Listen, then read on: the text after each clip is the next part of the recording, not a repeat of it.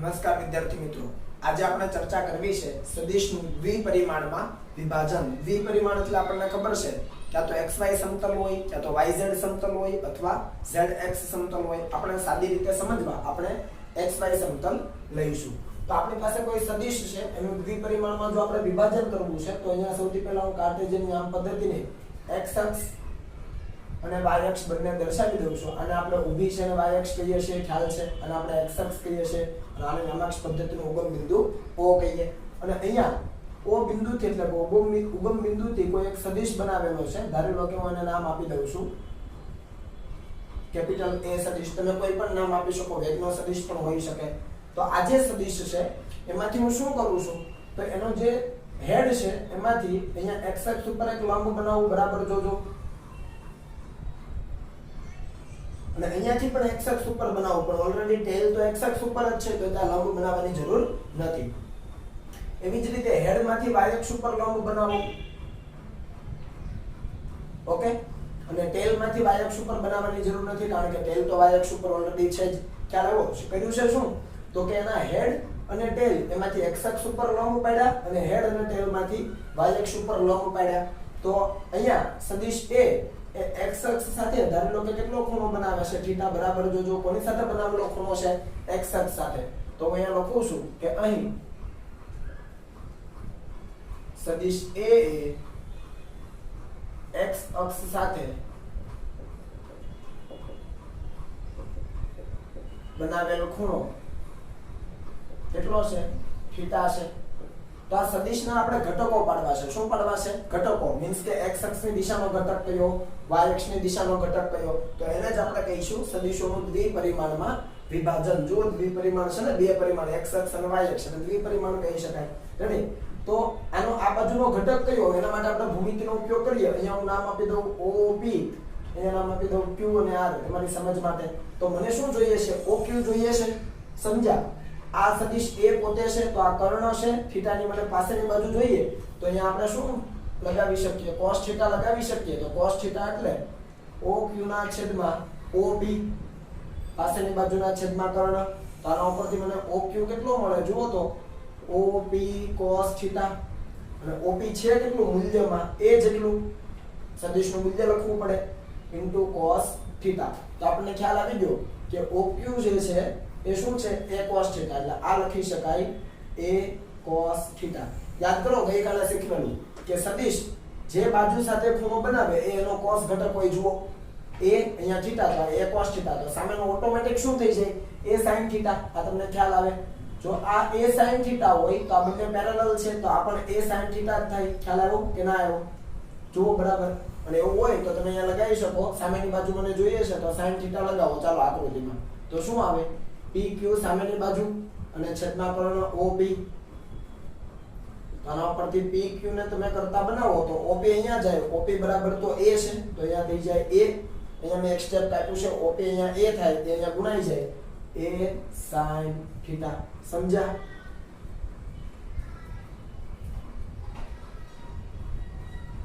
આ સદિશ છે કે અદિશ તમે જુઓ તો આપણને ખબર પડે કે θ ની અંદર મૂકો તો ત્રિકોણમિતિય કોઈ પણ વિધેય અદિશ જ હોય.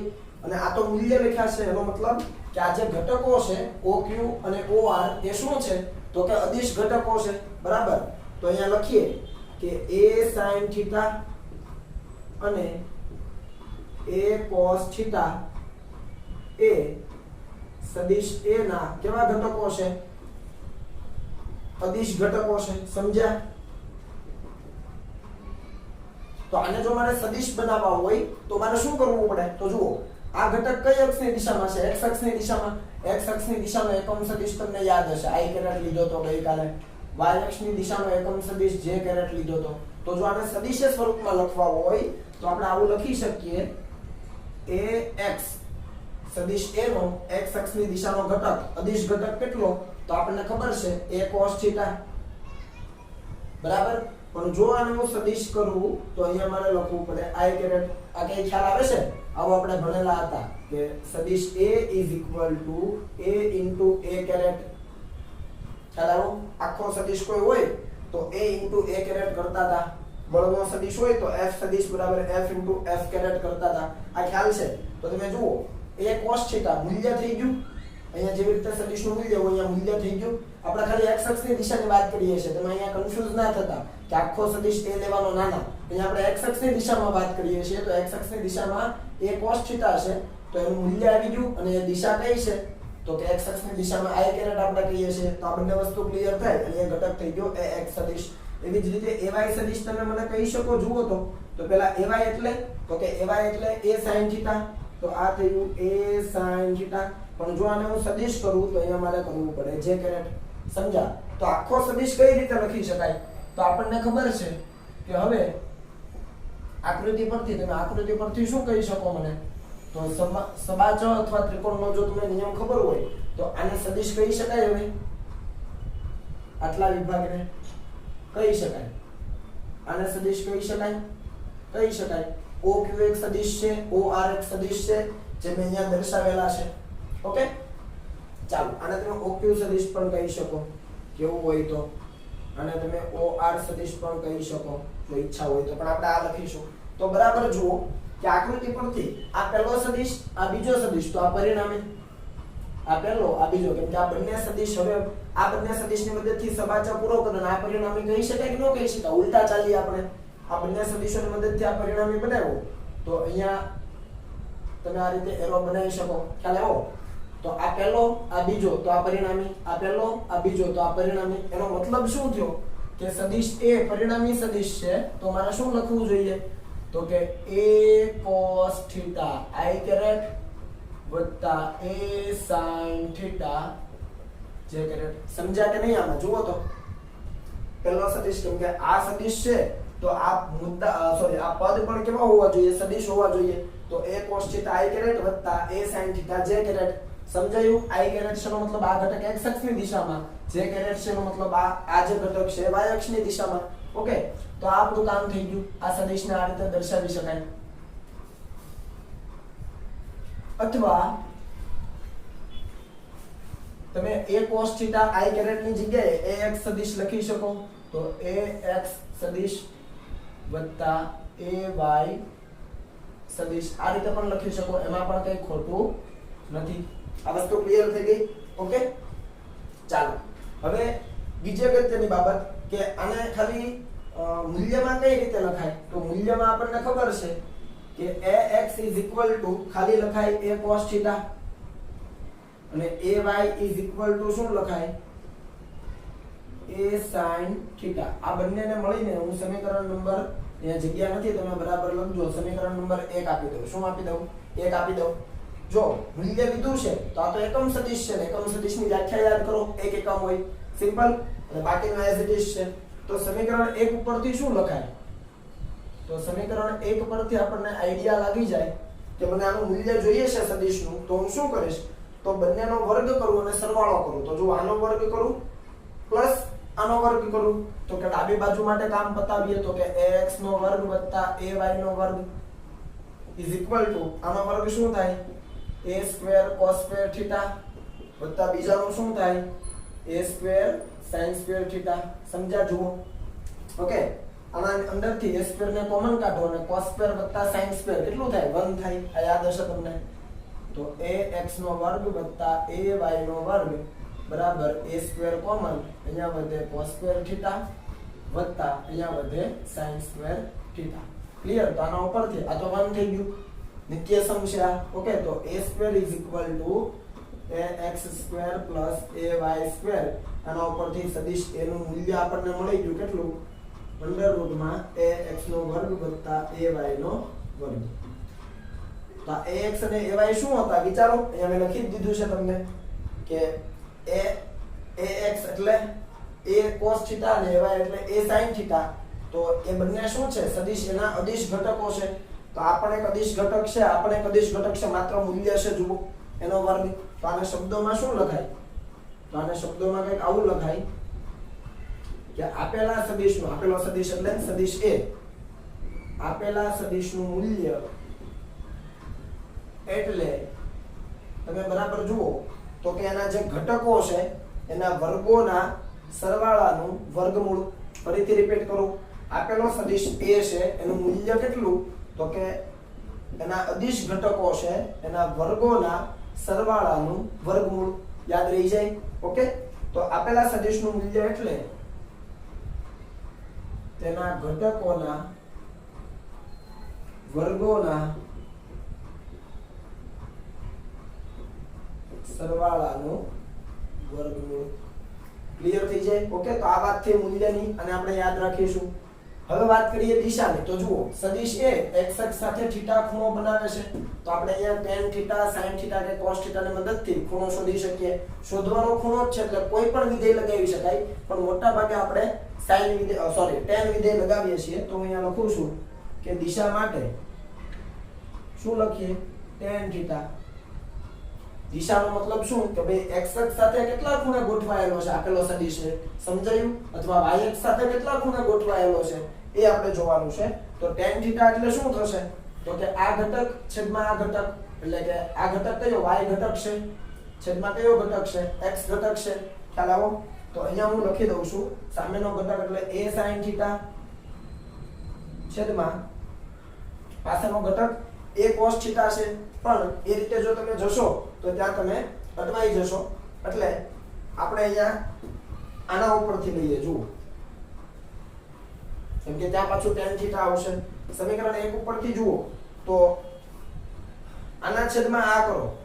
અહીંયા હું લખું છું 1 પરથી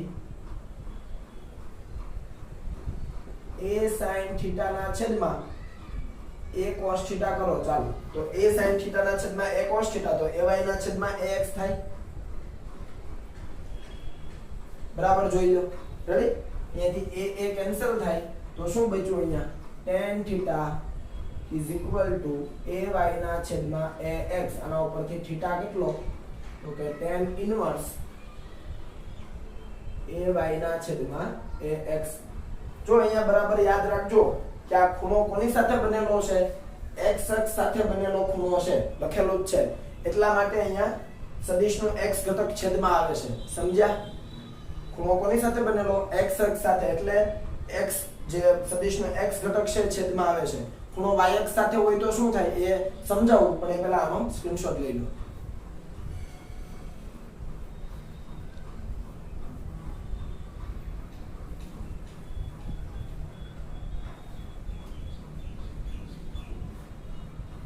ચાલો, ઓકે. તો આ છે એ સૂત્રને આપણે યાદ રાખીશું. પાછું આ થયું સદિશનું મૂલ્ય, આ થઈ સદિશની દિશા. જો હું અહીંયા તમને બીજો ખૂણો બનાવીને બતાવું એટલે તમને આઈડિયા લાગી જાય કે ખરેખર પરિસ્થિતિ કેવી હોય છે. તમને બંનેનો આઈડિયા આવવો જોઈએ. ઓકે,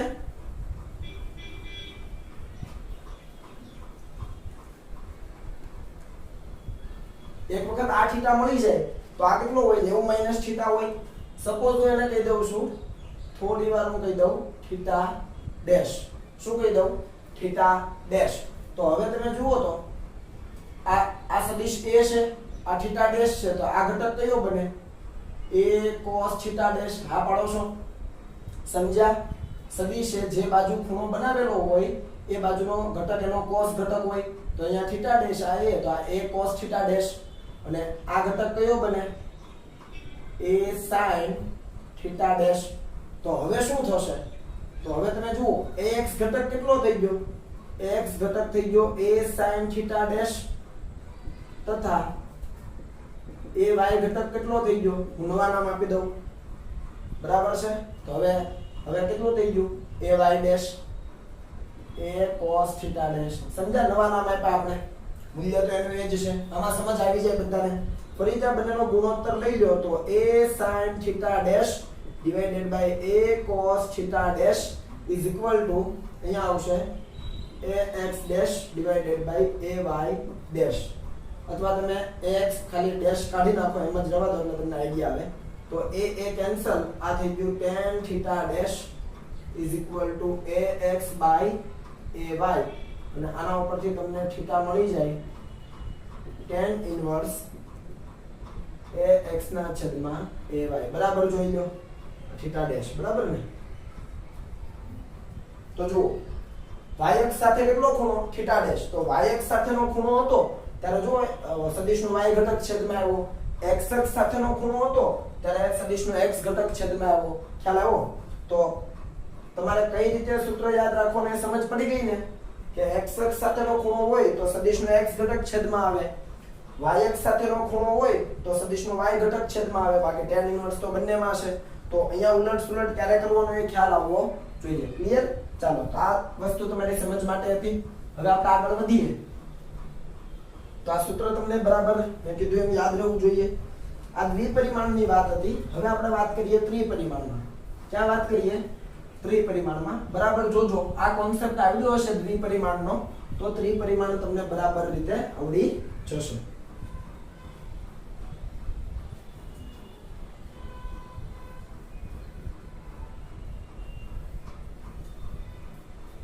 તો ટાઇટલ આપી દઈએ, સદિશનું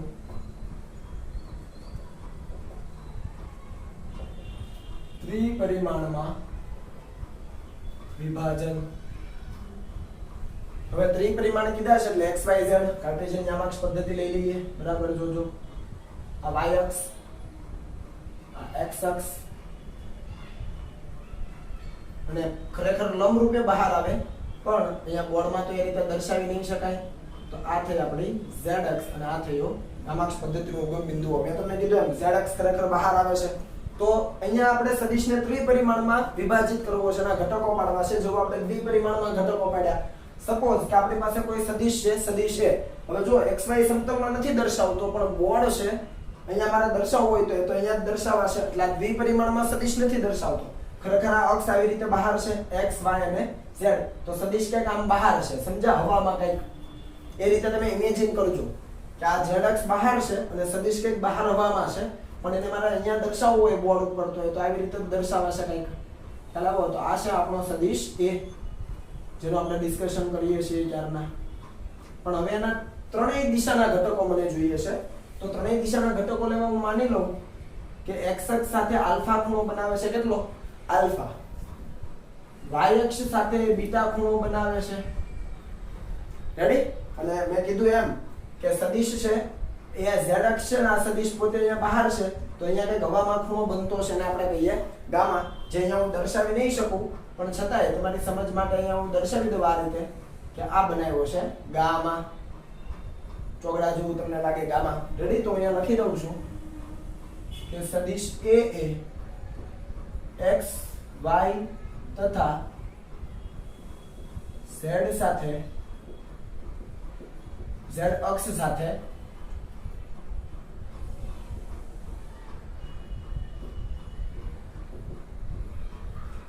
બનાવેલ ખૂણા અનુક્રમે આલ્ફા, બીટા તથા ગામા છે. આ વસ્તુ ક્લિયર?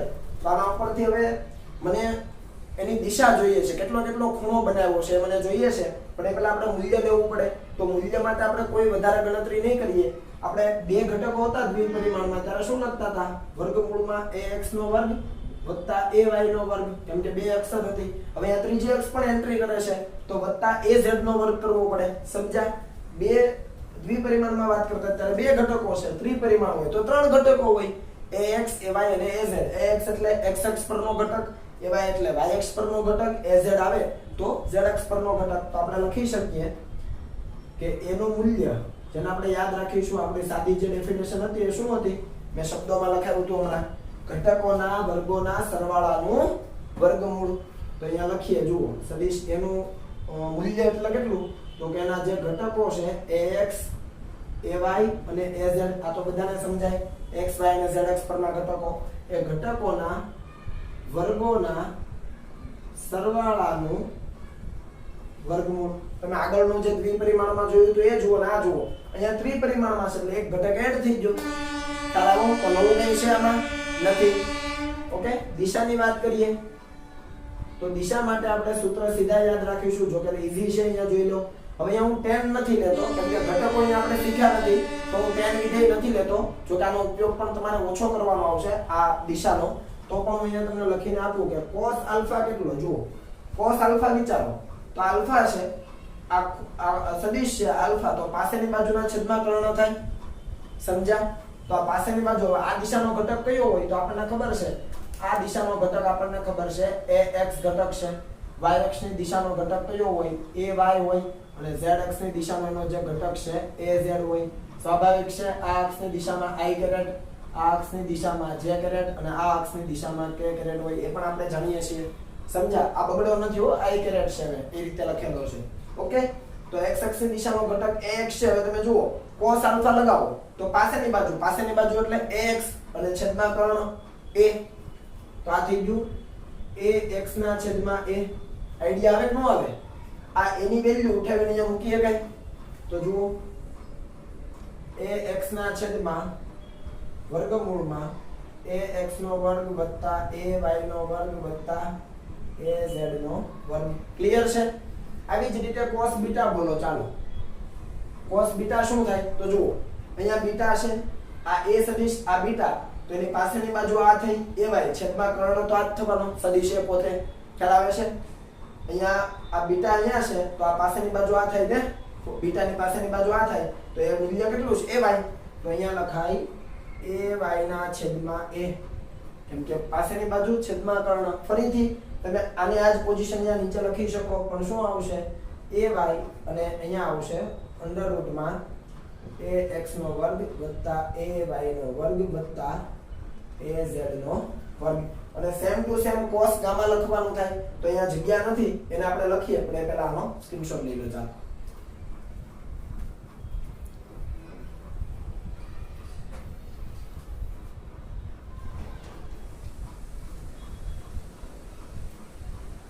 ઓકે. ચાલો ત્રીજા ઘટકની આપણે વાત કરી જ લઈએ સાથે, મતલબ એની દિશા માટે. જુઓ અહીંયા મેં tan નથી લીધું, બરાબર ને? મેં તમને કીધું હતું કે આપણને જે અનુકૂળ પડે એ આપણે લઈ શકીએ.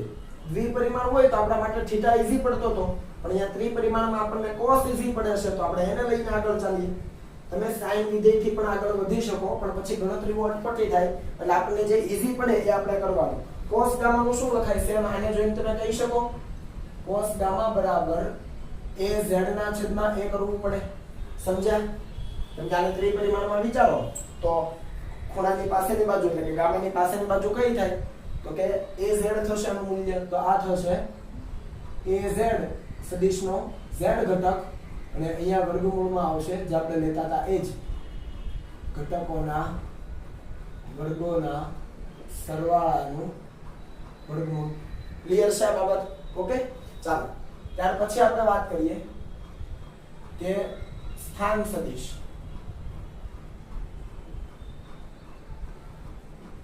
એને દર્શાવવું, સ્થાન સદિશને દર્શાવવો તો કઈ રીતે દર્શાવવું? તો જુઓ અહીંયા ધારી લો કે આપણી પાસે કાર્ટેશિયન યામ પદ્ધતિ છે. ફરીથી x y અને z અક્ષ અને અહીંયા છે કોઈ પણ બિંદુ ધારી લો કે મારી પાસે છે p. શું છે? p. આ પણ ત્રિપરિમાણમાં છે. x અક્ષ અહીંયા છે તો બિંદુ કાંઈ અહીંયા હવામાં છે. ખ્યાલ આવ્યો? તો એનો સ્થાન સદિશ આ રીતે બનાવાય. અહીંયાથી આપણે ઊભા આને સંદર્ભ બિંદુ કહેવાય. શું કહેવાય આને?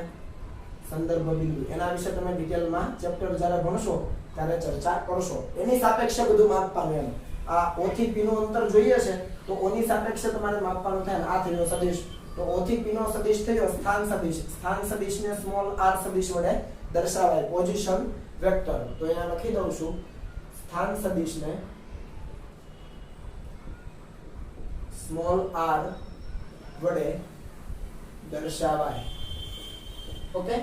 અને આ p બિંદુ છે એના યામ x y અને z હોય ને, x અક્ષ પરનું સ્થાન મેળવી શકાય, y અક્ષ પર કેટલો દૂર છે એ મેળવી શકાય. આ અંતર મેળવો, અહીંયાથી લંબ પાડો ને આ અંતર મેળવો તો x યામ મળી જાય કે નહીં? અહીંયા લંબ પાડો ને આ અંતર મેળવો તો y યામ મળી જાય કે નહીં? એવી રીતે z યામ પણ મળી જાય ત્રિપરિમાણ હોય તો. તો આપણે લખી શકીએ કે દ્વિપરિમાણમાં જો આપણે r ને દર્શાવવું હોય તો કઈ રીતે દર્શાવાય? તો આપણે આ ઘટકો શીખ્યા હતા એ જ રીતે xi કેરેટ વત્તા y j કેરેટ. બરાબર? દ્વિપરિમાણમાં છે. પણ જો એ ત્રિપરિમાણમાં હોય તો અથવા આપણે દ્વિપરિમાણમાં મૂલ્યની વાત કરીએ, ચાલો મૂલ્ય લઈ લઈએ. તો આનું મૂલ્ય શું થાય? તો તમને ખબર છે માનાંકમાં r સદિશ અથવા ખાલી r સદિશ એટલે વર્ગમૂળમાં x નો વર્ગ વત્તા y નો વર્ગ. આમાં બધા એગ્રી છો? ચેક કરો તો ઘટકો છે એના x અને y એના વર્ગોના સરવાળાનું વર્ગમૂળ. સિમ્પલ. ત્રિપરિમાણમાં જો આપણે લખવું હોય સ્થાન સદિશને તો ત્રિપરિમાણમાં કઈ રીતે લખાય સ્થાન સદિશને? તો કે સદિશ r xi caret વત્તા y j caret વત્તા z k caret. કેમ અહીંયા x y અને z લખ્યા? કારણ કે x અક્ષ પરનું એનું મૂલ્ય મેં x જ કીધું છે, y અક્ષ પરનું એનું જે મૂલ્ય છે એને y જ કીધું છે, અને એવી રીતે z અક્ષ પરનું પેલું લંબ પાડતા જે મૂલ્ય મળે એને આપણે z જ કીધું છે. ખ્યાલ આવ્યો કે ન આવ્યો? તો આ બરાબર છે, આ અદિશ મૂલ્ય અને એ દિશાનો એકમ સદિશ, આ અદિશ મૂલ્ય એ દિશાનો એકમ સદિશ, અદિશ મૂલ્ય એ દિશાનો એકમ સદિશ. તો અહીંયા મૂલ્ય કઈ રીતે લખાશે? તો કે સદિશ r નું મૂલ્ય અથવા r અંડર રૂટમાં x square plus y square plus z square. સમજાયું કે ના સમજાયું? તો આ વસ્તુ ઈઝી છે તમારા માટે. ઓકે, ચાલો. અને પછી આની અંદર જ વાત કરીએ આપણે. તો ધારી લો કે ફરીથી આપણી પાસે ત્રિપરિમાણ છે, બરાબર? શું છે? ત્રિપરિમાણ છે, અને કોઈ કણ, એ આપણે આકૃતિ દર્શાવીએ એટલે વધારે સમજ આવે. પાછો એક પોઈન્ટ આપણે નોટ ડાઉન કરીએ. છું કાર્ટેશિયન યામ પદ્ધતિ મેં લઈ લીધી છે અહીંયા. z y x અને ઉગમ બિંદુ O. કોઈ કણ હતો એ P બિંદુ પાસે હતો, એના યામ હતા x1 y1 અને z1. p1 અને ત્યાંથી એ ગતિ કરીને આવ્યો p2 પાસે x2 y2 અને z2 પાસે. બરાબર છે? પેલા એનું સ્થાન ક્યાં હતું? કોની સાપેક્ષે સ્થાન આપ્યું? સંદર્ભ બિંદુ O ની સાપેક્ષે. અને હું અહીંયા લખું છું કોઈ પણ બિંદુનું સ્થાન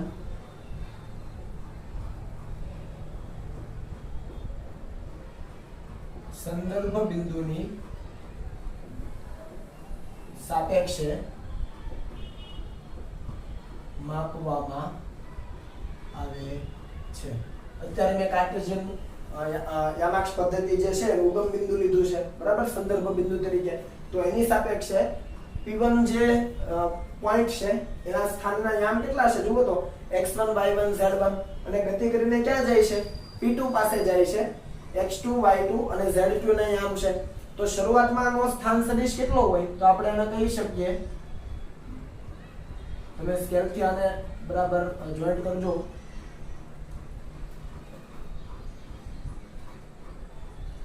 આ r1 સદિશ થયો, અને આ અંતમાં જે છે આપણે r2 સદિશ કહીએ. સમજ્યા? તો r1 સદિશ શું લખાય? r1 સદિશ x1 i caret વત્તા y1 j caret વત્તા z1 k caret. એગ્રી છો? કારણ કે એના મને સ્થાનના નામ ખબર છે, તો એની સાથે ખાલી દિશા તે અટેચ કરવાની, એટલે આપણો સદિશ બની ગયો. સેમ તમે r2 સદિશ લખી શકો. r2 સદિશ x2 i caret વત્તા y2 j caret વત્તા z2 k caret. સમજ્યા આમાં કે ના સમજ્યા? તો તમે જુઓ કે અહીંયા ત્રિકોણના નિયમની મદદથી પરિણામી સદિશ મળી શકે ખરો? હા, મળી જાય. તો કોણ ક્યાંથી ક્યાં આવ્યો? તો કે કોણ P1 થી P2 પર આવ્યો. તો P1 થી P2 પર આવ્યો એટલે આપણે સદિશ કંઈક આ રીતે બનાવીશું. બરાબર જોજો, P1 થી P2 તરફનો. તેથી ક્યાં બનાવ્યો? P1 થી P2 તરફનો. હું અહીંયા લખી દઉં કે અહીં પણ ધારો કે P1 થી P2 સ્થાન પર જાય છે. તો P1 થી P2 સ્થાન પર જાય તો P1 પ્રારંભિક સ્થાન કહેવાય. P1 કેવું સ્થાન કહેવાય? પ્રારંભિક સ્થાન કહેવાય. P2 કેવું સ્થાન કહેવાય? અંતિમ સ્થાન કહેવાય. બરાબર ને? કેમ કે શરૂઆત એને P1 થી કરી તો એ પ્રારંભિક, અંત ક્યાં કર્યો? P2 ઉપર, તો અંતિમ સ્થાન. તો સ્થાનાંતરનું સૂત્ર શું છે? તો આપણને ખબર છે. માટે સ્થાનાંતરનું સૂત્ર એટલે કે સ્થાનાંતર is equal to અંતિમ સ્થાન માઈનસ પ્રારંભિક સ્થાન. બરાબર છે? તો અંતિમ સ્થાન માટેનો સ્થાન સદિશ આપણી પાસે છે, બરાબર? અથવા અંતિમ સ્થાન સદિશ એવું લખાય, અંતિમ સ્થાન સદિશ અને પ્રારંભિક સ્થાન સદિશ. સ્થાન સદિશ એટલે સ્થાન દર્શાવતો સદિશ. ઓકે, ચાલો તો આ વસ્તુ ક્લિયર થઈ ગઈ. અંતિમ સ્થાન સદિશ R2 છે, પ્રારંભિક સ્થાન સદિશ R1 છે. ઓલરેડી મેં અહીંયા લખ્યું છે કે સ્થાન સદિશ પદાર્થનું સ્થાન દર્શાવતો સદિશ. અહીંયા લખી દઉં છું, પદાર્થના સ્થાનને રજૂ કરતો સદિશ એટલે સ્થાન સદિશ. ક્લિયર? પદાર્થના સ્થાનને રજૂ કરતો સદિશ. તો આની સાપેક્ષ છે આનું સ્થાન આપણને મળી જાય R સદિશ. ઓલરેડી આપણે શોધી લીધું અહીંયા. તો સ્થાનાંતર સદિશ અહીંયા પણ લખી દઉં કે બધું સદિશ છે. તો સ્થાનાંતર સદિશ ઇઝ ઇક્વલ ટુ અંતિમ સ્થાન સદિશ માઈનસ પ્રારંભિક સ્થાન સદિશ. તો તમે જુઓ તો પહેલો સદિશ કોને કહેવાય? આને પહેલો સદિશ કહેવાય, આને બીજો સદિશ કહેવાય, તો આ પરિણામી કહેવાય. બરાબર સમજજો. આપણે R1 અને R2 ભલે અલગ અલગ આપેલા છે, પ્રારંભિક સ્થાન સદિશ અને અંતિમ સ્થાન સદિશ, પણ ત્રિકોણનો નિયમ લગાવો તો આ પહેલો સદિશ થાય, આ બીજો સદિશ થાય અને આ પરિણામી થાય. બરાબર જુઓ, ખ્યાલ આવે છે? તો આને આપણે પરિણામી સદિશ કહીએ. સપોઝ કે R કહીએ, પરિણામી તો ન કહેવાય પણ આ બીજો સદિશ છે અને આપણે R કહીએ. તો તમે જોઈ શકો કે ભાઈ ત્રિકોણના નિયમ પરથી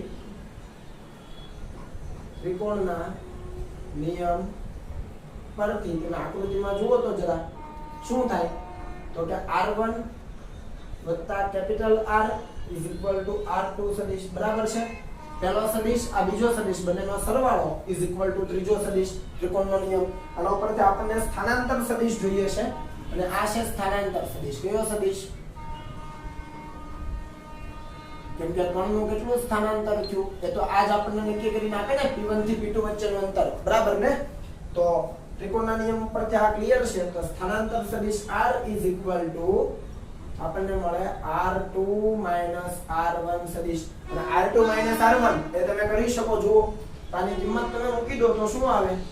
તો કે R is equal two R2 એટલે x2i કેરેટ વત્તા y2j કેરેટ વત્તા z2k caret minus x1i caret વત્તા y1j કેરેટ વત્તા z1k કેરેટ. હવે આનું સાદુરૂપ કઈ રીતે આપવાનું? તો બરાબર જોજો, i કેરેટ માંથી i કેરેટ જ બાદ થાય. સમજ્યા? મીન્સ કે હું i કેરેટ ને કોમન કાઢી લઉં તો શું બચે? તો r સદિશ ને શું લખાય? તો અહીંયા લખાય x2 x1 i caret. Check કરો, x2i x1i, i ને બહાર કાઢી લીધો તો x2 x1 અને સાદુરૂપ આપતા જઈએ. વત્તા આના માટે શું થાય? y2 y1j caret. ચેક કરો, y2 અને j કેરેટ મેં બહાર કાઢી લીધો, માઈનસ અહીંયા j કેરેટ તો બહાર છે એ માઈનસ અહીંયા અને y1 અને વત્તા એવી જ રીતે શું લખાય? z2 z1 k caret. એટલે આપણે આ સૂત્રને યાદ રાખીશું કે આપણી પાસે બે જુદા જુદા સ્થાન સદિશ હોય તો સ્થાનાંતર સદિશ કઈ રીતે મળે? ખ્યાલ આવ્યો? બે જુદા જુદા સ્થાન સદિશ હોય આપણી પાસે આપેલા કણ માટે તો સ્થાનાંતર સદિશ આ રીતે મળે. અંતિમ સ્થાન સદિશ માઈનસ પ્રારંભિક સ્થાન સદિશ. પણ વસ્તુ મગજમાં એ બેસાડજો કે i કેરેટ માંથી i કેરેટ જ બાદ થાય, j માંથી j કેરેટ જ બાદ થાય અને k માંથી k કેરેટ જ બાદ થાય. અને અહીંયા આપણને 1 2 3 અને અહીંયા 4 5 ને 6 આપેલા હોય અહીંયા આંકડાઓ x2 y2 અને z2 x1 y1 z1 ની જગ્યાએ 1 2 3 4 5 6 તો આ 1 2 3 નો સરવાળો 6 નથી કરી દેવાનો કારણ કે બધાના મૂલ્યો અલગ છે, દિશા પણ અલગ અલગ છે. એટલે સીધો સરવાળો કરીને ડાયરેક્ટ સાદા ગુણાકાર ભાગાકાર સાદા સરવાળા બાદબાકીની જેમ નથી કરવાનું. ખ્યાલ આવ્યો ને? આ મેથડ ફોલો કરવાની છે. આ સૂત્ર યાદ રહેવું જોઈએ. ઓકે, ચાલો આનો સ્ક્રીનશોટ લઈ લો, પછી આના પર આધારિત આપણે દાખલાઓની ચર્ચા કરીએ.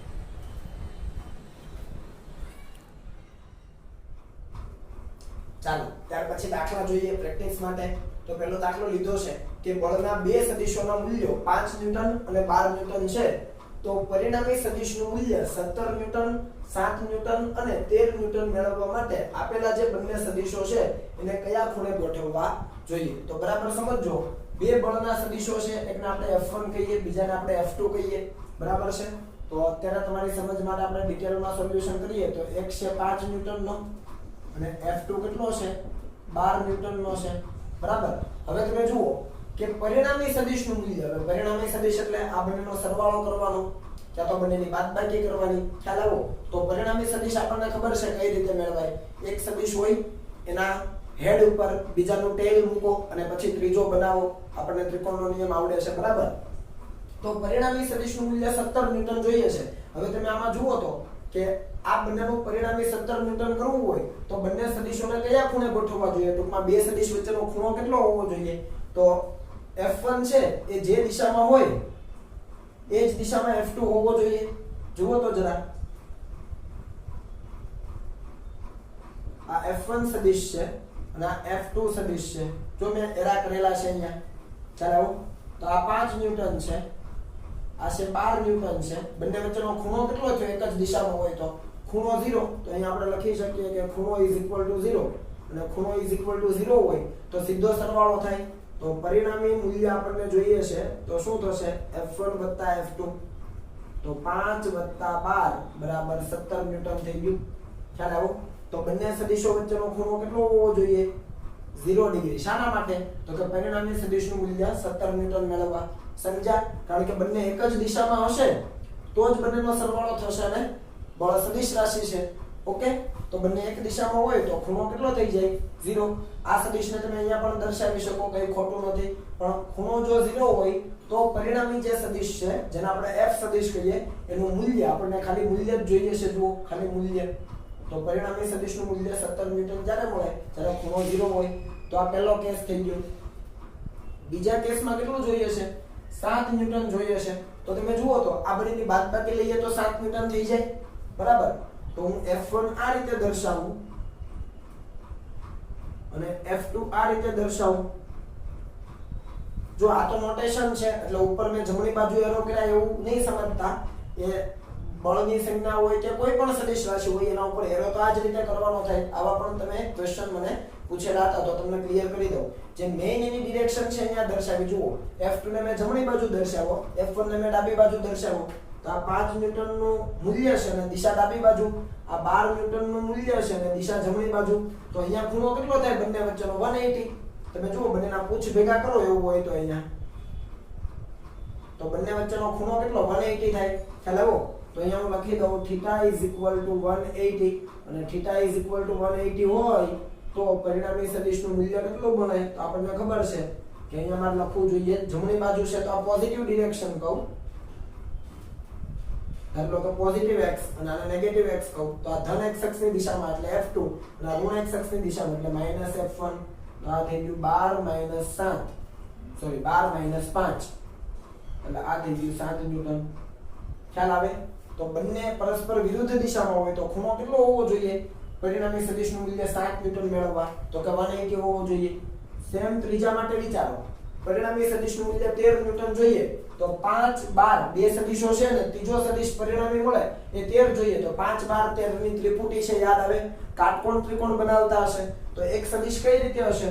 તો એક સદિશ કઈ આ રીતે હશે. સપોઝ આનું F1 કહું અથવા F2 આપણે કહી દઈએ, કોઈ પણ કહી શકો, કોઈ ઇશ્યુ નથી એમાં. અને બીજો સદિશ કઈ રીતે હશે? એક્ઝેક્ટ આ રીતે ગોઠવાયેલો હશે. જુઓ તો F1 હશે, 5 ન્યૂટનનો હશે, આ 12 ન્યૂટનનો હશે. તો આ પહેલો, આ બીજો, તો આ પરિણામી બનશે. એ આ સદિશ પરિણામી બને અને હું કહી દઉં F. સમજ્યા? આ પહેલો, આ બીજો, તો આ પરિણામી.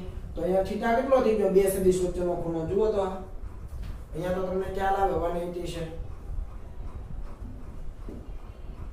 બરાબર છે? અહીંયા કેટલો બે સદિશ વચ્ચેનો ખૂણો? તો કે 90 ડિગ્રી. અને ખૂણો 90 ડિગ્રી હોય તો પરિણામી સદિશના મૂલ્ય માટેનું સૂત્ર હતું F = √ પહેલા સદિશનો વર્ગ વત્તા બીજા સદિશનો વર્ગ વત્તા 2 ટાઈમ પહેલું બીજું અને cos 90. ખ્યાલ આવે કે ન આવે? આમાં થોડું અહીંયા વ્યવસ્થિત જોઈ લેજો. આપણે a નો વર્ગ વત્તા b નો વર્ગ વત્તા 2ab cos θ લીધું હતું. તો અહીંયા a અને b તરીકે કોણ છે? F1 અને F2. તો F1 નો વર્ગ વત્તા F2 નો વર્ગ વત્તા 2 ટાઈમ ab પ્રમાણે 2 ટાઈમ F1 F2 ને cos θ. θ બંને વચ્ચેનો 90 છે. cos 90 કેટલો થાય? 0. તો આ થઈ ગયું 0. તેની અંદર કિંમત મૂકો તો તમને ખ્યાલ આવે કે ભાઈ F1 એટલે તો કે 5 નો વર્ગ વત્તા F2 એટલે 12 નો વર્ગ. તો આ તમને અંતિમ જવાબ મળે 13 ન્યૂટન. જો એકમ આ મૂલ્ય લખીને એકમ લખવાનું નહીં ભૂલવાનું. ખ્યાલ આવી ગયો? તો જો બે સદિશ વચ્ચેનો આ બંને બળના સદિશ એમના વચ્ચેનો ખૂણો 0 હોય તો પરિણામી સદિશનું મૂલ્ય 17 ન્યૂટન. જો ખૂણો બંને સદિશ વચ્ચેનો 180 હોય તો પરિણામી સદિશનું મૂલ્ય 60 ન્યૂટન. અને જો ખૂણો 90 ડિગ્રી હોય, ટૂંકમાં બંને સદિશો પરસ્પર લંબ હોય તો પરિણામી સદિશનું મૂલ્ય 13 ન્યૂટન આપણને મળે. તમને એમ થાય કે આની અંદર કેમ આ સૂત્ર એપ્લાય ન કર્યું? અહીંયા પણ તમે કરી શકો. તમે થીટા બરાબર 0 મૂકી શકો. આપણે ઓલરેડી પહેલા મેં તમને 3 કેસ લખાવ્યા હતા, યાદ આવે? કે જો ખૂણો 0 હોય તો બંને સદિશનો સીધો સરવાળો થાય, તો એ જ આપણે કર્યું છે. જુઓ, જો બંને વચ્ચેનો ખૂણો 180 હોય તો બંનેની બાદબાકી થાય. આપણે મોડ્યુલસ લીધો તો યાદ કરો, મોટામાંથી નાનો બાદ માનાંક લીધેલો. જોઈ લેજો ગઈકાલનો જે લેક્ચર હતો એ બધું બરાબર જ છે. આ જ સૂત્રને આપણે ફોલો કર્યું છે. પણ cos 0 હોય તો 1 થઈ જાય અને cos 180 હોય તો -1 થઈ જાય. એ પ્રમાણે આપણે 3 કેસ લીધેલા. ઓકે, તો એ પ્રમાણે જ છે. બરાબર જોઈ લેજો. a + b, a - b એ પ્રમાણે જ આ ગણતરીઓ બધી કરેલી છે. એટલે અટવાતા નહીં જાય. આ દાખલો પણ જોઈ લઈએ. જુઓ કે 3 સદિશો આપણને આપેલા છે, a સદિશ, b સદિશ અને c સદિશ. એના માટે શરત આપી છે, સદિશ a + સદિશ b + સદિશ c = 0. ટૂંકમાં ત્રણેય સદિશોનો સરવાળો 0 થાય છે. ઓકે, આપેલા 3 સદિશો છે a b c, એ પૈકી બે સદિશના મૂલ્ય સમાન છે. ધારી લો કે a અને b ના મૂલ્ય સમાન છે. જેટલું a નું મૂલ્ય એટલું જ b નું મૂલ્ય. અને ત્રીજો સદિશ ધારી લો કે c છે, તો એનું મૂલ્ય ઉપરોક્ત બંને એટલે કે a અથવા b છે એ પૈકી કોઈ એકના મૂલ્ય કરતા √2 ગણું છે. ખ્યાલ આવ્યો? એટલે પરિસ્થિતિ કંઈક આવી છે કે a નું મૂલ્ય = b નું મૂલ્ય તથા c જે છે કેટલો છે તો કે √2 ટાઈમ a જેટલો અથવા √2 ટાઈમ b જેટલો. જુઓ, બરાબર શરત બરાબર સમજ્યા? આપેલા 3 સદિશો પૈકી બે સદિશના મૂલ્યો સમાન. મેં a અને b ના મૂલ્યો સમાન કહી દીધા. તમે તમારી રીતે કોઈ પણને કહી શકો. તો a નું જેટલું મૂલ્ય એટલું જ b નું મૂલ્ય. જુઓ, મૂલ્ય જ ખાલી દર્શાવ્યા છે. અને ત્રીજા સદિશનું મૂલ્ય, ત્રીજો બાકી કયો એનો c, એનું મૂલ્ય ઉપરના જે બે સદિશો છે એ પૈકી કોઈ એકના મૂલ્ય કરતા કોઈ એકનું મૂલ્ય લઈ લો, એના કરતા √2 ગણું. તો આ બંને શરતો તમને ક્લિયર થઈ ગઈ. ઓકે, તો સદિશો વચ્ચેના ખૂણાઓ શોધો. એટલે ab વચ્ચેનો ખૂણો, b અને c વચ્ચેનો ખૂણો અને ca વચ્ચેનો ખૂણો. તો પહેલા આ જે શરત છે ને એને આપણે સમજીએ કે આના ઉપરથી આકૃતિ કેવી બને. તો આપણે લખી શકીએ કે સદિશ a + સદિશ b + સદિશ c બરાબર 0 હોવાથી, હવે બરાબર સમજજો. તમે જુઓ, બે સદિશોનું મૂલ્ય સરખું હોય. હું તમને ખાલી અહીંયા આવું સમજાવું કે આ સદિશ a છે અને આ સદિશ b છે, પણ બંનેના મૂલ્ય કેવા લેવાના? આપણે સમાન લેવાના. જો બંનેના મૂલ્ય લગભગ મેં સમાન લીધા છે, તો એનું મારે અરેન્જમેન્ટ તો કરવું પડે ને, કે જેથી કરીને ત્રીજો જે સદિશ મળે એનું મૂલ્ય આટલું મળે, √2 ટાઈમ a જેટલું અથવા √2 ટાઈમ b જેટલું. તો બંને સદિશોને કાટખૂણે ગોઠવવા આપણે વિચારો તો જો આ પહેલો સદિશ, આ બીજો, તો પરિણામે આમ મળે. બરાબર જોજો, આ a આ b, તો પરિણામી c આમ મળે. પણ ત્રણેયનો સરવાળો 0 થવો જોઈએ. તો ખરેખર શું કરવાનું છે? c સદિશ કઈ રીતે હોવો જોઈએ? આમ ના હોવો જોઈએ, એનાથી રિટર્નમાં કંઈક આ રીતે હોવો જોઈએ. બરાબર જોઈ લેજો. એરો કઈ બાજુ આવે? નીચે તરફ. સમજ્યા? બરાબર જુઓ, આ a + b, આ પહેલો + બીજો, તો પરિણામી ઉપર હોવો જોઈએ. તો આપણને આવું મળે, a + b બરાબર. જો સદિશ ઉપર હોય તો c આવું મળે. તો આના ઉપરથી આ શરત આવે ઉપરની, ત્યારે એનો આવે, જોઈ લો. સમજ્યા? ઓકે, તો c સદિશ કઈ બાજુ હોવો જોઈએ? તો કે c આમ છે, એના બદલે આમ હોવો જોઈએ. તો આ c સદિશ છે. તો હવે આ પ્રમાણે જો તમે વિચારો તો આ a આ b, હવે આ બાજુ c હોય તો એનાથી વિરુદ્ધમાં -c હોય. તો આ બરાબર લખ્યું, જુઓ તો. ઓકે, આ a આ b એટલે પરિણામી c આમ મળે, પણ એનાથી વિરુદ્ધમાં છે તો -c થાય. યાદ આવશે ઋણ સદિશ. હવે આને આ બાજુ લઈ આવો તો આ શરત આવી જાય. સમજ્યા? ઓકે, તો બે સદિશો તો પરસ્પર લંબ છે, બંનેના મૂલ્ય સમાન છે. એનું મૂલ્ય એટલું જ b નું મૂલ્ય એ દર્શાવ્યા. પણ ત્રીજો સદિશ આમ નહીં આવે પરિણામી, કેમ કે આપણે આ શરતનું પાલન કરવું છે. તો પહેલો, બીજો અને ત્રીજો આમ નહીં, એનાથી વિરુદ્ધમાં. તો વિરુદ્ધમાં હોય તો પહેલો + બીજો = -c કરવો પડે. તો આ શરત આવી ગઈ. હવે સમજાઈ ગયું કમ્પ્લીટ. અને હવે તમે જુઓ કે આનું મૂલ્ય જેટલું છે એટલું જ આનું મૂલ્ય છે. જેમ કે તમારા ઉદાહરણ માટે હું આપું તો આ 5 એકમ હોય, આ 5 એકમ હોય, તો આ કેટલો થાય? 5 √2.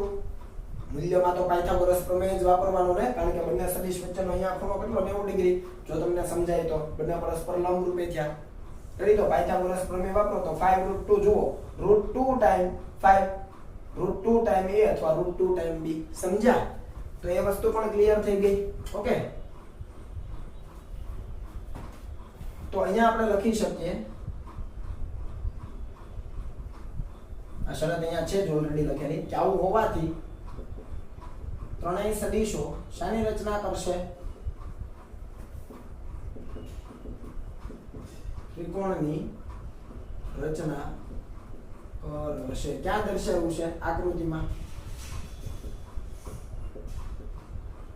સદિશ c ઉપર નહીં જાય, નીચે આવશે. આ વારંવાર રિપીટ કરું છું જેથી તમે ભૂલી ન જાઓ. તો અરેન્જમેન્ટ કંઈક આવું બને. હવે બધી જ વસ્તુનું પાલન થઈ ગયું. a = b મૂલ્યમાં, અને c નું મૂલ્ય એ એના મૂલ્ય કરતા √2 ગણો અથવા b ના મૂલ્ય કરતા √2 ગણો, એ પણ તમને મેં સમજાવી દીધું. કોઈ પણ મૂલ્ય લઈ લો, 2 લઈ લો તો 2√2 થવાનું પાયથાગોરસ પ્રમેય વાપરવો પડે. તો હવે આપણે શું કરવાનું છે? તો સદિશો વચ્ચેના ખૂણાઓ શોધો. તો આપણે લખીએ a અને b માટે ડાયરેક્ટ લખીશ, b તથા c માટે θ = અને આપણે કરીએ c તથા a માટે θ = હવે તમે જુઓ, આપણા સાદા નિયમો યાદ કરો, હેડ ટુ ટેલ અથવા ટેલ ટુ ટેલ. તો અહીંયા જુઓ, પહેલાના હેડ ઉપર બીજાનું ટેલ છે, તો આને ડોટેડ લાઈન થી આગળ વધારો. ખ્યાલ આવે ને? પહેલા સદિશમાંથી તૂટક રેખા બનાવવાની, અને તૂટક રેખા અને જે બીજો સદિશ એમના વચ્ચેનો ખૂણો, તો આ જુઓ કેટલા ડિગ્રીનો થઈ ગયો? 90 ડિગ્રી. એટલે a અને b વચ્ચે કેટલા ડિગ્રી? 90 ડિગ્રી. આવડે? હવે b અને c માટે આવો તો જુઓ, આ પહેલો સદિશ, આ બીજો સદિશ. પણ તમે જુઓ, આ 90 હોય તો અંદર પણ અહીંયા 90 થાય, અહીંયા 90 થાય, તો આ કેટલો થાય? 45 થાય. આ પણ કેટલો થાય? 45 થાય. કારણ કે અહીંયા ત્રિકોણના ત્રણેય ખૂણાનો સરવાળો 180 થાય, તો 90, તો આ 45 45. આ પણ સમજાઈ ગયું તમને. હવે બરાબર જુઓ, b અને c સદિશ, b અને c સદિશ વચ્ચેનો ખૂણો કેટલો? તો આ b સદિશ છે ઉપર, અને આ c સદિશ. તો પહેલાના હેડ ઉપર બીજાનું ટેલ છે, તો આને આગળ લંબાવવાનું ને થોડું, ડોટેડ લાઈન ઉપર લંબાવી. તો એ ડોટેડ લાઈન અને આના વચ્ચેનો ખૂણો, બીજા સદિશ વચ્ચેનો ખૂણો, તો આ ખૂણો કેટલો થાય? વિચારો. આખો ખૂણો 180 હોય, આખો. એમાંથી 45 કાઢો તો કેટલો મળ્યો? 135. તો આ મળ્યો 135 ડિગ્રી. તો આ થઈ ગયું 135 ડિગ્રી. ઓકે, એવી જ રીતે c અને a માટે વિચારો. તો આ પહેલો સદિશ અને આ બીજો સદિશ, c પહેલો અને આ બીજો. તો પહેલાના હેડ ઉપર બીજાનું ટેલ છે, તો c ને આગળ લંબાવીએ આપણે, તૂટક રેખા એમાંથી બનાવીએ. ખ્યાલ આવ્યો? તો આ જે ખૂણો બને તૂટક રેખા અને બીજા સદિશ વચ્ચેનો, તો આખો ખૂણો કેટલો હોય? આખો 180. એમાં આ તો 45 છે, તો અહીંયા પણ કેટલો આવ્યો? 135. તો આ થઈ ગયું 135. જો અત્યારે આપણે ધીમે જઈએ છીએ જેથી તમને બધી સમજ આવતી જાય. દરેક વખતે આટલો સમય આપણે પછી નહીં પસાર કરીએ. ખ્યાલ આવ્યો? પછી તમારે એની પ્રેક્ટિસ કરતી રહેવાની છે. રેડી? ચાલો આનો સ્ક્રીનશોટ લઈ લો.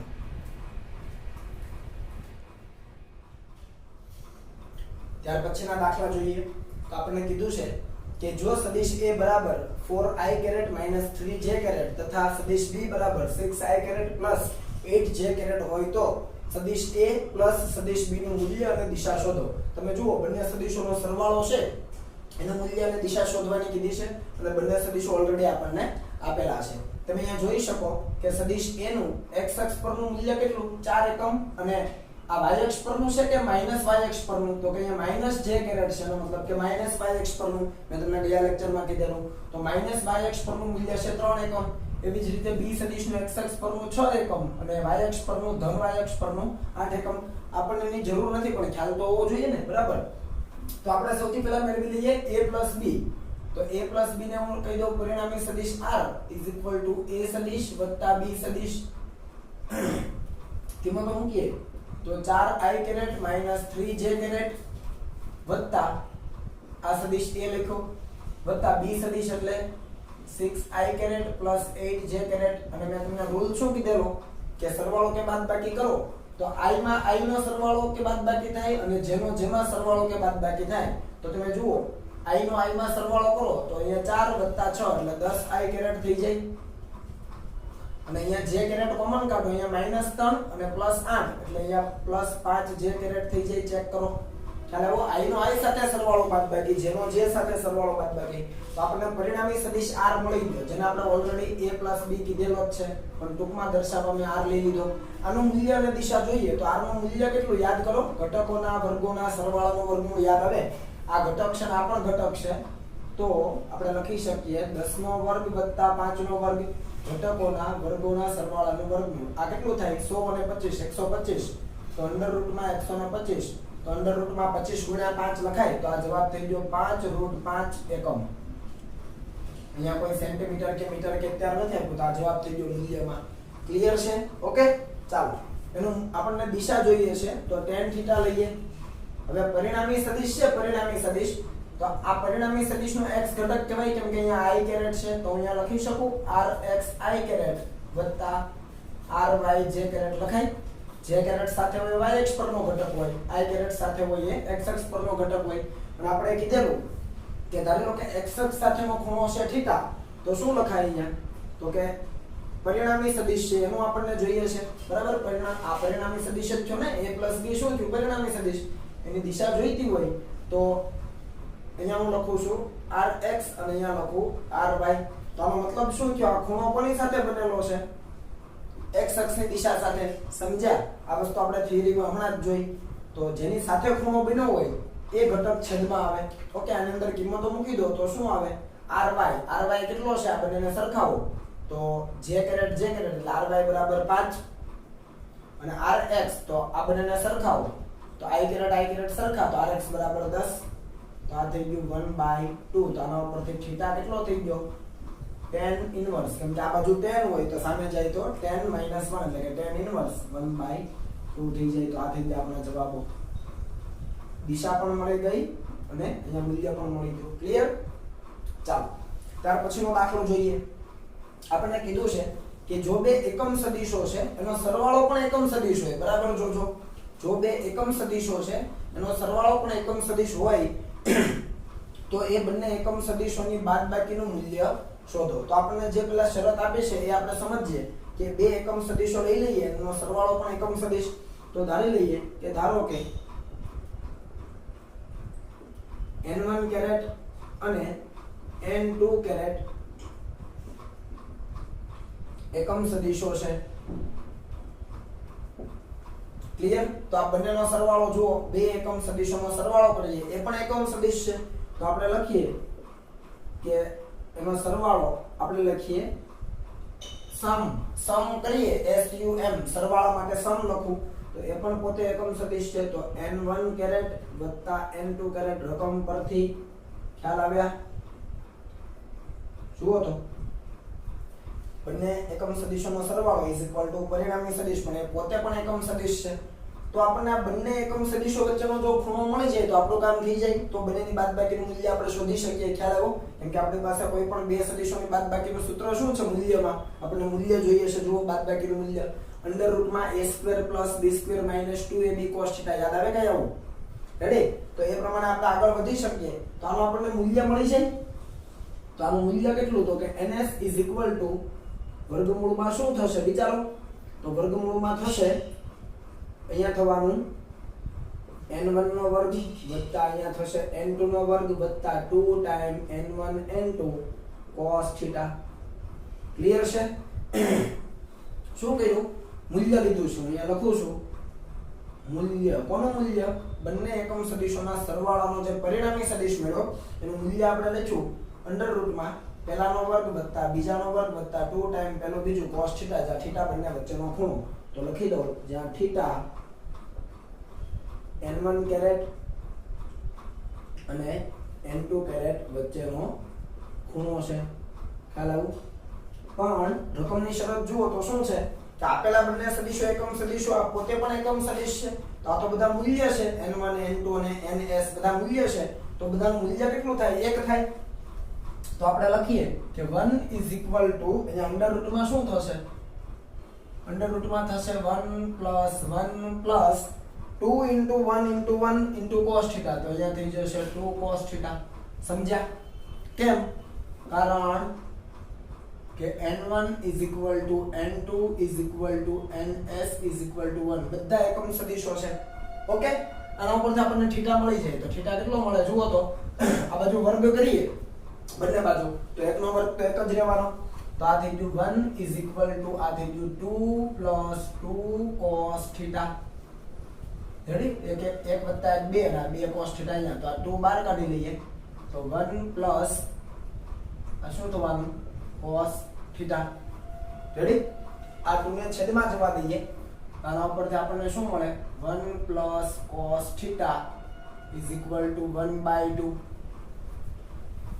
મળે 1 + cos θ = 1/2 તો અહીંયાથી cos θ કેટલો મળે 1/2 - 1 એટલે -1/2 મળે ચેક કરો તો આવે અને cos θ - 1/2 એટલે θ કેટલો હોય તો કે 120 ડિગ્રી હોય આ તમારે ત્રિકોણમિતિ જ્યારે તમને બ્રિજેશ સર કરાવશે ત્યારે આવશે પણ અત્યારે યાદ રાખી લો કેમ કે આને આ મૂલ્ય આપણે વારંવાર 11 12 માં આવશે તો અત્યારે સીધું યાદ રાખી લો કે cos θ = -1/2 હોય તો θ કેટલો હોય તો કે θ 120 હોય 120 હોય ત્યારે cos 120 -1/2 થાય આ વસ્તુ સમજાઈ ગઈ તો આપણને બે એકમ સદિશો હતા એમના વચ્ચેનો ખૂણો મળી ગયો જુઓ θ = બંને એકમ સદિશો વચ્ચેનો ખૂણો હવે આપણે શું જોઈએ તો કે બંનેની બાદબાકીનું મૂલ્ય હવે બંનેની બાદબાકીનું મૂલ્ય આપણને જોઈતું હોય તો ડાયરેક્ટ આપણે સૂત્ર છે ધારી લો કે ND D for difference અને જે પરિણામી મળે એનું મૂલ્ય આપણને જોઈએ તો આપણી પાસે સીધો જ જવાબ છે બે સદિશોની બાદબાકી માટે a² + b²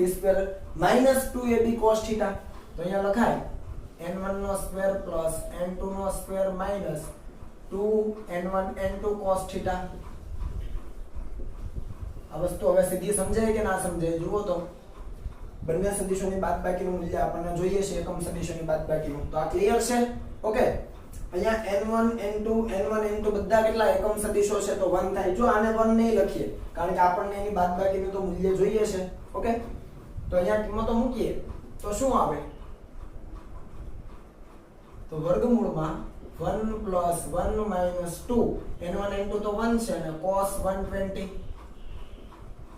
સમજ્યા તો જુઓ આનું સાદુરૂપ શું થશે okay ND D for difference = અહીંયા અંડર રૂટમાં શું થાય બરાબર જુઓ તો કે 1 + 1 આ -2 અને ગુણાકારમાં શું આવે cos 120 કેટલા હતા cos 120 - 1/2 તો અહીંયા આપણે લખીએ હું અહીંયા એક સાથે લખું છું હું ઇક્વલ ટુ કરીને અહીંયા લખી દઉં તમે બરાબર સમજી લેજો 1 + 1 -2 અને cos 120 એટલે -1/2 તો આ -1/2 2 2 કેન્સલ થાય માઈનસ પ્લસ તો આ જવાબ થઈ ગયો તમારો √3 તો બંનેનો જે ડિફરન્સ છે બાદબાકી છે એનું મૂલ્ય થઈ ગયું √3 ખ્યાલ આવી ગયો જો દાખલો તમને સમજ આવવી જોઈએ કર્યું છે શું તો કે બંને એકમ સદિશોનો સરવાળો લીધો પરિણામી સદિશ પણ એકમ સદિશ છે રકમ ઉપરથી એનું મૂલ્ય લીધું એના ઉપરથી બે સદિશ વચ્ચેનો ખૂણો લીધો આ ખૂણો યાદ રાખવાનો અત્યારે જ્યારે ટ્રિગોનોમેટ્રી તમે ભણશો ત્રિકોણમિતિ ત્યારે તમને આ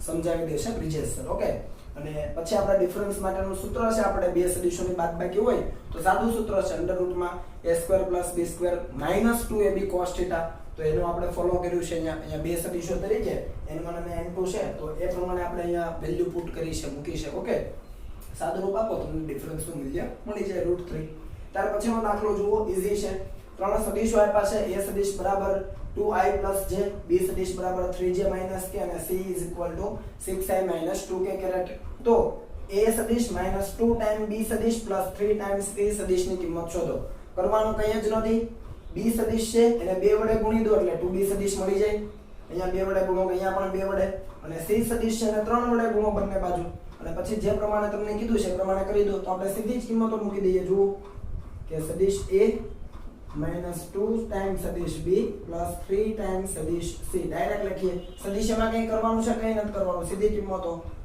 2i + j ઈઝી -2 ટાઈમ હું એક સ્ટેપ વધારો 2 ટાઈમ b સદિશ મૂકી દો અહીંયા 3j - k સમજ્યા જુઓ રેડી અને પ્લસ હજુ કન્ટિન્યુ છે 3 ટાઈમ c સદિશ એટલે 6i - 2k આમાં કોનો સરવાળો થાય તો કે i કેરેટ જેમાં હોય એ i કેરેટ નો સરવાળો j કેરેટ નો સરવાળો અને k કેરેટ નો સરવાળો તો સાદુરૂપ આપીએ તો શું આવે? જુઓ અહીંયા i કેરેટ છે, બધું એક સાથે જ કરી દઉં છું. અહીંયા i કેરેટ છે, આમાં નથી પણ અહીંયા છે. તો અહીંયા જુઓ i કેરેટ છે અને અહીંયા 6 તરીને કેટલા થાય? 18. તો આ 2i કેરેટ અને આ 18i કેરેટ એટલે કેટલા થયા? 20i caret. હાલો એક કામ પૂરું. j કેરેટમાં આવો. અહીંયા એક j કેરેટ છે પ્લસ અહીંયા -3 દુને 6 એટલે +1 -6 અને અહીંયા કઈ j કેરેટ નથી તો -5 થાય. તો -5 j કેરેટ. ખ્યાલ આવે ને? આપણે સાદુરૂપ એક સાથે જ આપતા જઈએ છીએ. અહીંયા એક j કેરેટ છે અને અહીંયા 3 દુને 6 -j કેરેટ એટલે j કેરેટ -6 j કેરેટ તો -5 j કેરેટ. અને k કેરેટ માટે જુઓ અહીંયા k કેરેટ નથી, અહીંયા k કેરેટ છે માઇનસ પ્લસ એટલે +2 k કેરેટ અને અહીંયા 3 દુને 6 -6 k કેરેટ એટલે આ થશે -4 k કેરેટ. સમજ્યા? ફરીથી જોઈ લો. -2 કેરેટ અને અહીંયા -3 દુને 6 કેરેટ તો 2 કેરેટ -6 કેરેટ એટલે -4 કેરેટ આવી ગયું. તો આપણો ફાઇનલ જવાબ છે. આવડી જાય કે નહીં? તો સદિશ સાથે આગળ તમને જે પણ આપ્યા છે આંકડા ખાલી ગુણી દેવાના છે અને પછી જે પણ આપ્યું છે સરવાળો બાદબાકી એ પ્રમાણે જવાનું. પણ યાદ રાખજો i કેરેટનો i કેરેટમાં, j કેરેટનો j કેરેટમાં અને k કેરેટનો k કેરેટમાં જ સરવાળો અથવા બાદબાકી કરી શકાય. ઓકે, ચાલો આનો સ્ક્રીનશોટ લઈ લો. હવે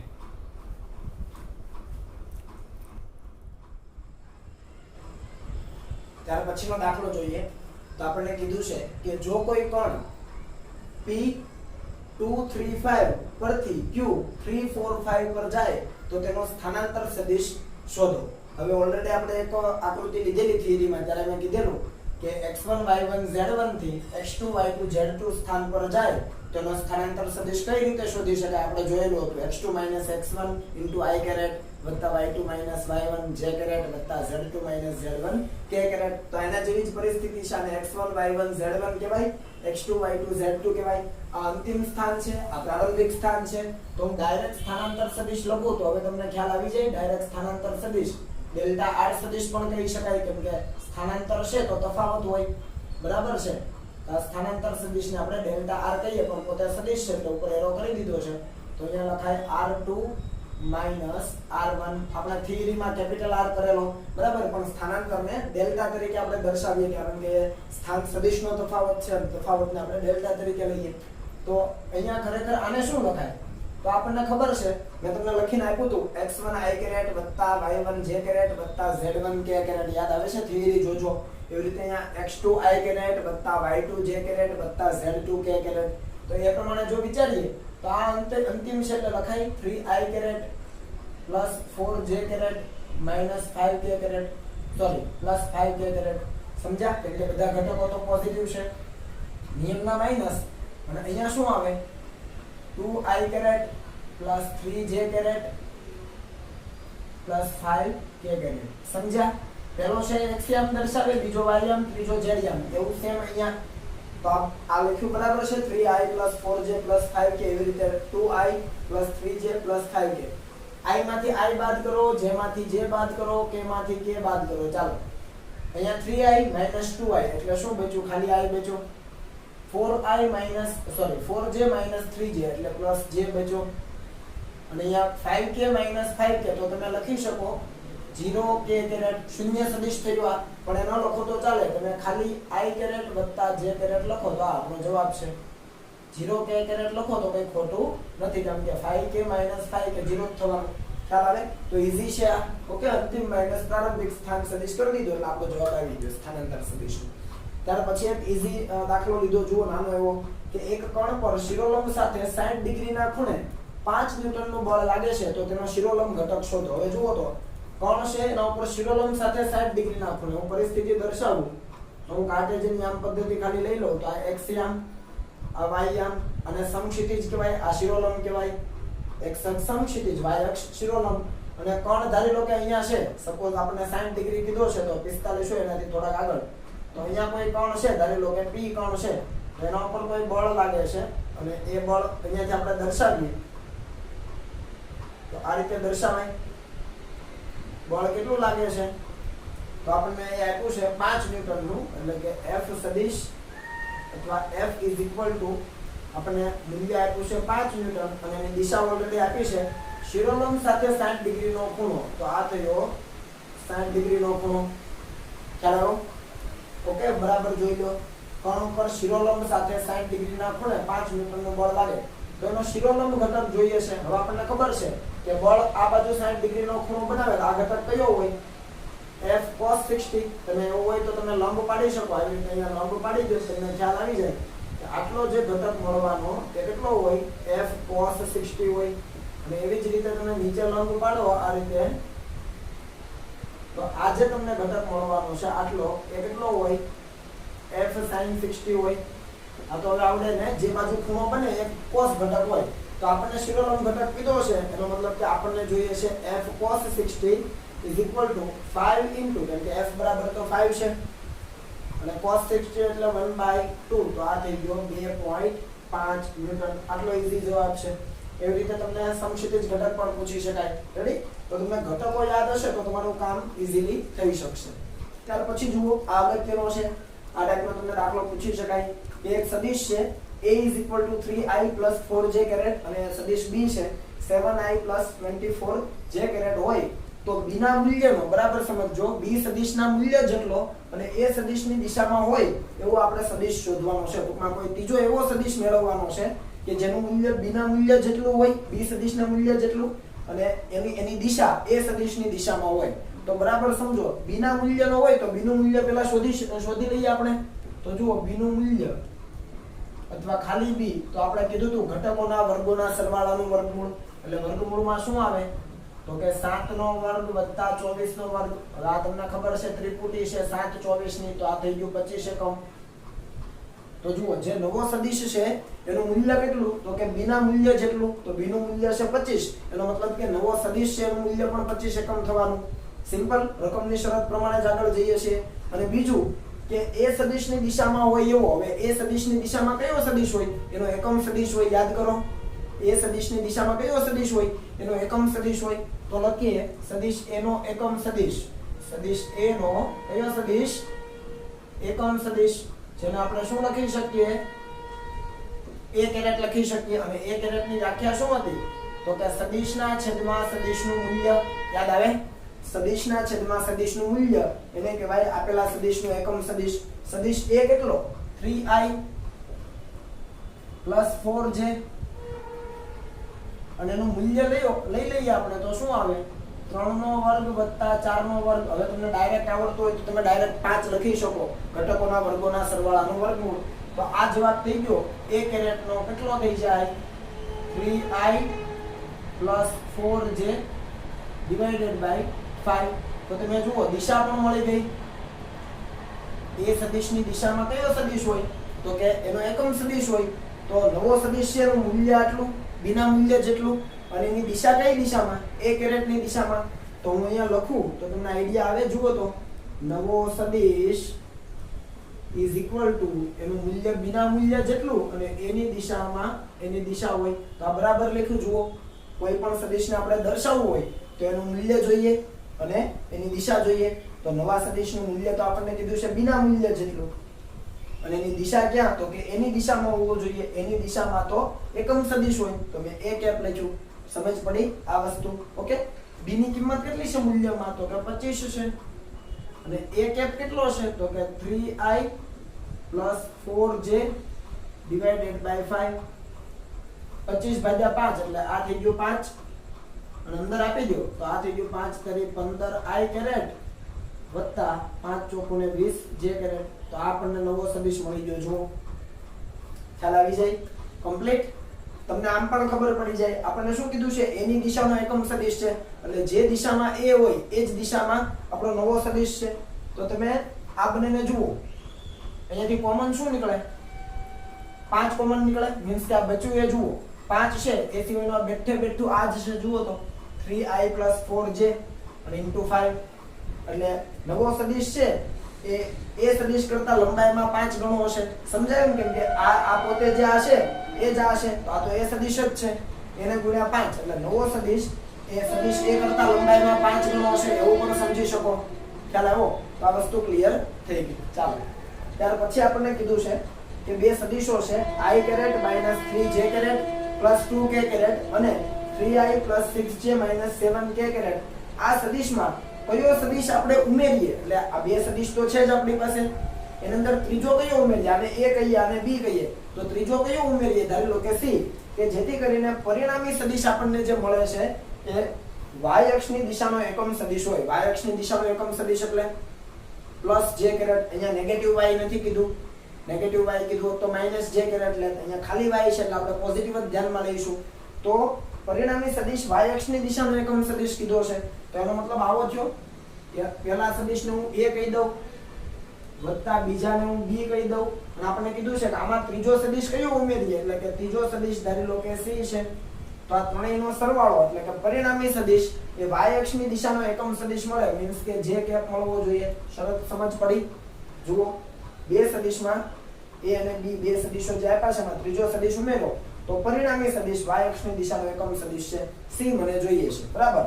તો C આપણને જોઈએ તો શું કરી શકાય, તો કે j caret minus A minus B, ખ્યાલ આવ્યો? આવી રીતે કરવું પડે.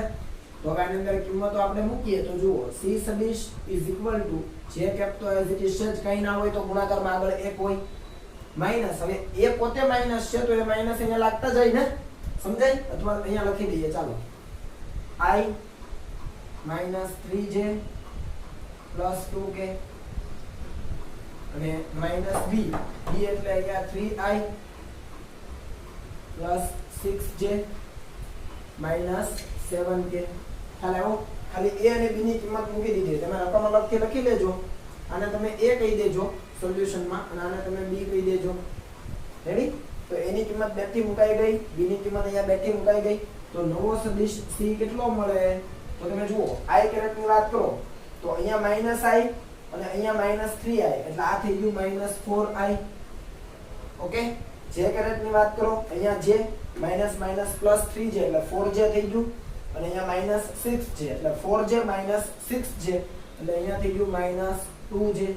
અને k કેરેટની વાત કરો તો અહીંયા આ માઈનસ અંદર જવાના તો માઈનસ 2k અને આ માઈનસ માઈનસ પ્લસ 7k તો આ થઈ ગયું પ્લસ 5k.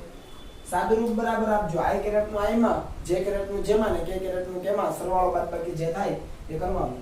તો આપણો ત્રીજો જે નવો સદિશ આપણને માંગેલો હતો એ આટલો હોવો જોઈએ, તો આપણને જે ત્રણેય આ અને આ ત્રણેયનો પરિણામી સદિશ y અક્ષની દિશાનો એકમ સદિશ મળે. ખ્યાલ આવ્યો શરતમાં? ઓકે, તો આ બધા દાખલાઓ જે કરેલા છે આપણે એને વ્યવસ્થિત સમજવા પ્રયત્ન કરજો. આના આધારે તમને જે DPP આપીશ એની અંદર પણ વ્યવસ્થિત સમજી વિચારીને એના જવાબો આપવા પ્રયત્ન કરજો. ઓકે, ચાલો, તો આજે આપણો આ લેક્ચર અહીંયા પૂરો કરીએ. હવે આનો સ્ક્રીનશોટ લઈ લો.